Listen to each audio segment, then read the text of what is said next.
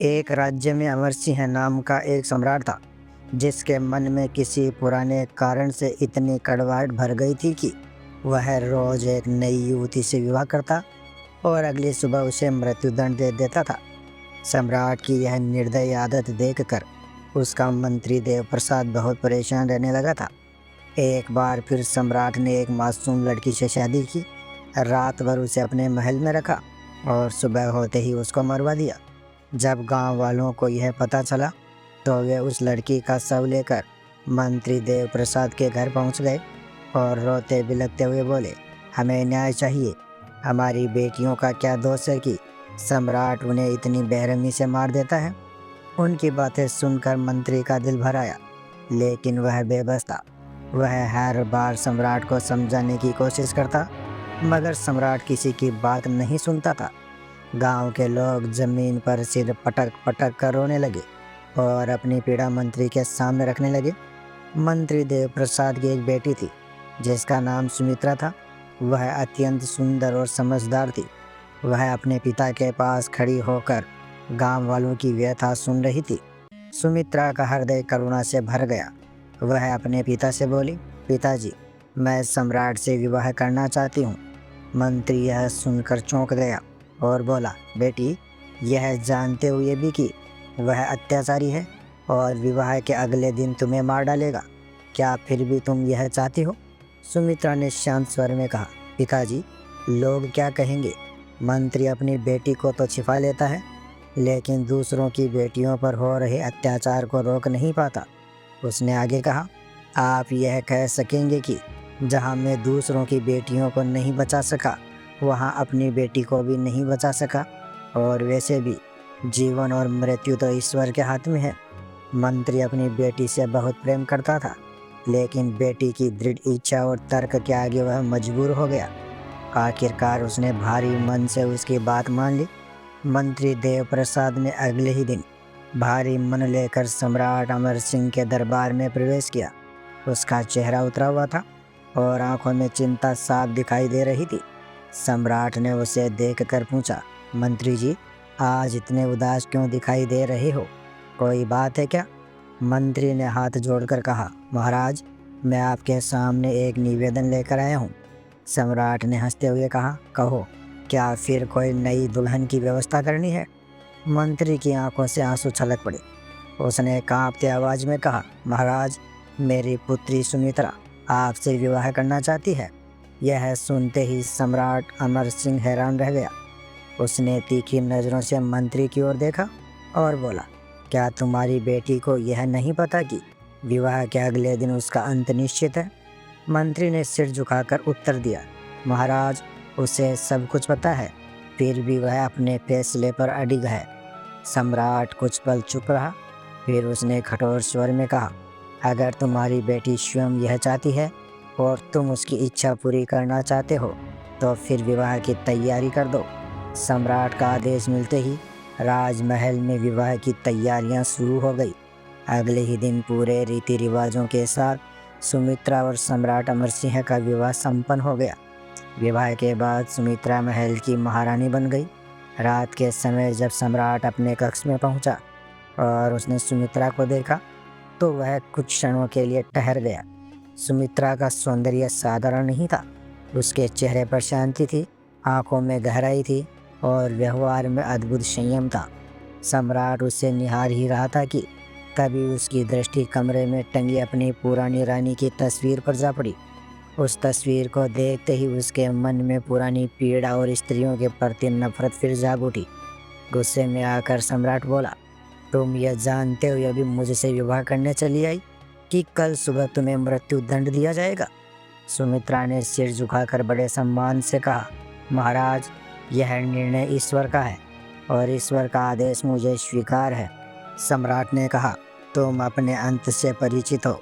सुमित्रा ने शांत स्वर में उत्तर दिया, हाँ महाराज, मुझे सब ज्ञात है, लेकिन उससे पहले यह एक रात है। प्रेम की खुशी समय से नहीं, उसकी गहराई से मापी जाती है।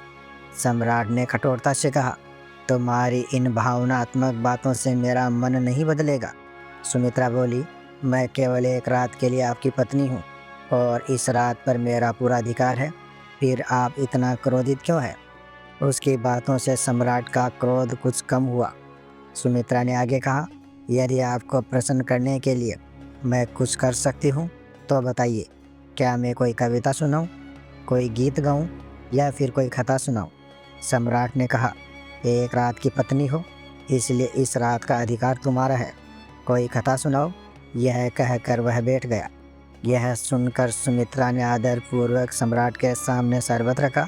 सम्राट ने शरबत लिया और कुछ क्षणों के लिए शांत होकर बैठ गया। तब सुमित्रा ने कथा कहना आरंभ किया। सुमित्रा बोली, महाराज, बहुत समय पहले की बात है। एक राज्य में अरविंद नाम का एक व्यापारी रहता था। उसके परिवार में उसकी पत्नी, एक जवान बेटी और 3 छोटे बेटे थे। एक बार अरविंद को दूर देश की यात्रा पर जाना पड़ा। यात्रा लंबी थी, इसलिए वह जाने से पहले अपने परिवार से मिलकर विदा लेने लगा। जाते समय उसकी बेटी ने उसे कुछ बेर दिए और बोली, पिताजी, रास्ता लंबा है, अगर भूख लगे तो इन्हें खा लेना। अरविंद सफ़र पर निकल पड़ा। चलते चलते वह बहुत थक गया। तभी उसे रास्ते में नीचे की ओर एक तालाब दिखाई दिया। वह ऊंचाई से नीचे उतरा और सोचने लगा कि यहीं बैठकर बेर खा लेता हूँ और पानी पी लेता हूँ। वह तालाब के किनारे बैठ गया। बेर खाते हुए उनकी गुठलियाँ तालाब में फेंकता गया। अचानक तालाब का पानी सूखने लगा और उस स्थान से एक विशाल दानव प्रकट हुआ। दानव के हाथ में एक बड़ी तलवार थी। उसे देखकर अरविंद भय से कांपने लगा। दानव ने गरजती आवाज़ में कहा, आज मैं तुम्हें मार डालूंगा, मरने के लिए तैयार हो जाओ। अरविंद ने डरते हुए पूछा, मेरा अपराध क्या है? मैंने क्या किया है? दानव बोला, तुमने बेर खाकर उसकी गुठली इस तालाब में फेंकी। वह मेरे छोटे बच्चे के गले में फंस गई और उसकी मृत्यु हो गई। अरविंद रोते हुए बोला, मुझे तो आपका बच्चा दिखाई ही नहीं दिया। दानव ने क्रोध में कहा, हम मनुष्य की आंखों को दिखाई नहीं देते। अरविंद ने गिड़गिड़ाते हुए कहा, यह सब अनजाने में हुआ, इसमें मेरा क्या दोष है? दानव बोला, अनजाने में हो या जानबूझकर, अपराध तो अपराध होता है। मुझे अपने बच्चे का बदला चाहिए। अरविंद ने कांपते हुए कहा, यदि मेरी जान से तुम्हें शांति मिलेगी तो मुझे स्वीकार है, लेकिन मेरी एक प्रार्थना है। दानव ने पूछा, वह प्रार्थना क्या है? अरविंद बोला, मेरे ऊपर लोगों का कर्ज है। मेरी एक बेटी है जिसकी शादी करनी है।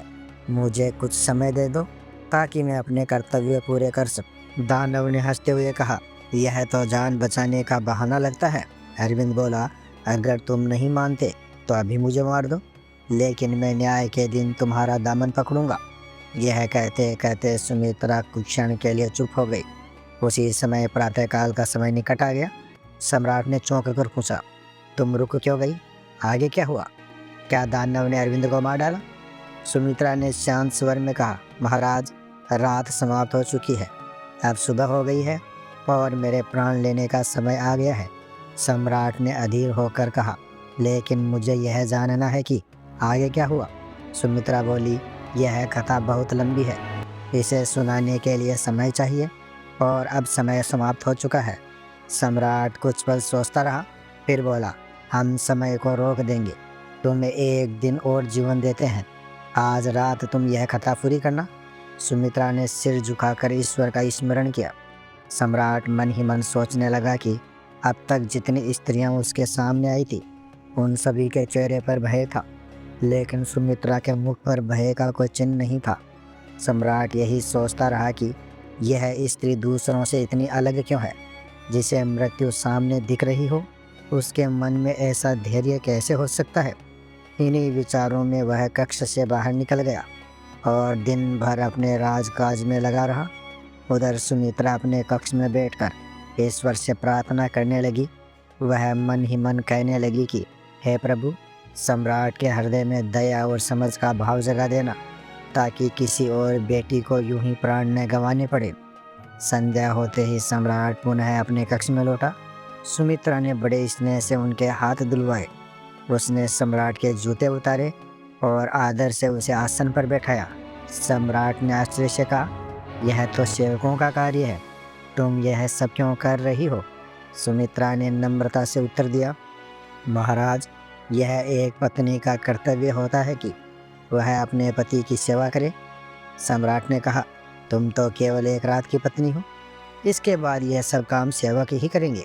सुमित्रा बोली, महाराज, इस एक रात में भी मुझे अपनी सेवा का अवसर दीजिए, ताकि मरते समय मेरे मन पर यह भार न रहे कि मैं अपने पति की सेवा न कर सकी। उसकी बात सुनकर सम्राट के हृदय में कुछ शांति मिली। फिर भी उसके मन में पुरानी रानी की बेवफाई की याद कौंध गई। वह फिर कठोर स्वर में बोला, अब ये बातें बंद करो और अपनी कथा आगे सुनाओ। सुमित्रा ने फिर कथा आरंभ की। वह बोली, महाराज, दानव ने अरविंद से कहा, यदि मैं तुम्हें समय दूं तो क्या तुम निश्चित रूप से वापस आओगे? अरविंद ने दृढ़ स्वर में कहा, हाँ, मैं अपने सभी कार्य पूरे करके अवश्य लौटूंगा। दानव ने कहा, ईश्वर की शपथ खाओ। अरविंद ने कहा, मैं ईश्वर की शपथ लेकर कहता हूँ कि मैं अवश्य लौटूंगा। तब दानव बोला, ठीक है, मैं तुम्हें 50 दिनों का समय देता हूँ। 50 दिन पूरे होने पर तुम्हें स्वयं यहाँ आना होगा। अरविंद वहाँ से चला गया। वह रास्ते में लोगों की अमानतें लौटाता हुआ 20 दिन बाद अपने घर पहुँचा। अपने पिता को देखकर उसके बच्चे खुशी से दौड़ पड़े। पत्नी के चेहरे पर भी प्रसन्नता आ गई। पत्नी बोली, आप बहुत थक गए होंगे, मैं आपके लिए भोजन लगाती हूँ। यह सुनकर अरविंद का हृदय भीतर ही भीतर रो पड़ा। वह सोचने लगा कि जब मैं सदा के लिए चला जाऊँगा तब इन सब का क्या होगा। अगले दिन उसने अपने परिवार को यात्राओं से लाए उपहार दिए। पत्नी ने कहा, मुझे गहनों की चाह नहीं, मेरे लिए आप ही सबसे बड़ा धन है। यह सुनकर अरविंद की आंखें भर आई। दिन बीतते गए और उसकी बेटी का विवाह भी हो गया। अब मृत्यु का समय पास आ रहा था। एक रात अरविंद को नींद नहीं आई। उसने अपनी पत्नी को जगा दिया। पत्नी ने घबरा कर पूछा, आप इतना बेचैन क्यों हैं? तब अरविंद ने रोते हुए उसे पूरी सच्चाई बता दी। यह सुनकर पत्नी का कलेजा कांप उठा। पत्नी बोली, मुझे अपने साथ ले चलिए, आपकी जगह मैं प्राण दे दूंगी। अरविंद ने कहा, नहीं, बच्चों को माँ की आवश्यकता है। फिर दोनों एक दूसरे से लिपट कर बहुत रोए। सुमित्रा यह कथा सुनाते सुनाते कुछ पल रुक गई। सम्राट गहरी सोच में डूब गया। वह मन ही मन विचार करने लगा कि संसार में ऐसी स्त्रियां भी होती है जो सच्ची निष्ठा और त्याग का उदाहरण है। सम्राट की आंखों में पहली बार नमी झलकने लगी। वह कुछ पल चुप रहा, फिर बोला, आगे क्या हुआ? सुमित्रा बोली, महाराज, तय समय पूरा होने पर अरविंद अपने परिवार से विदा लेने लगा। बच्चे उसके गले लिपट गए और रोने लगे। पत्नी का हृदय मानो फटने को हो गया। फिर भी उसने अपने आंसू छिपा लिए। पत्नी बोली, आप अपने वचन का पालन करने जा रहे हैं, यही आपका सबसे बड़ा धर्म है। ईश्वर आपको अवश्य न्याय देगा। अरविंद भारी मन से उसी तालाब की ओर चल पड़ा। रास्ते में एक वृद्ध ब्राह्मण उससे मिला।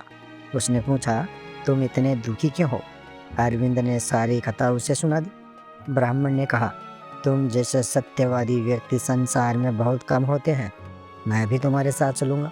जब वे तालाब के पास पहुँचे तो दानव पहले से ही वहाँ खड़ा था।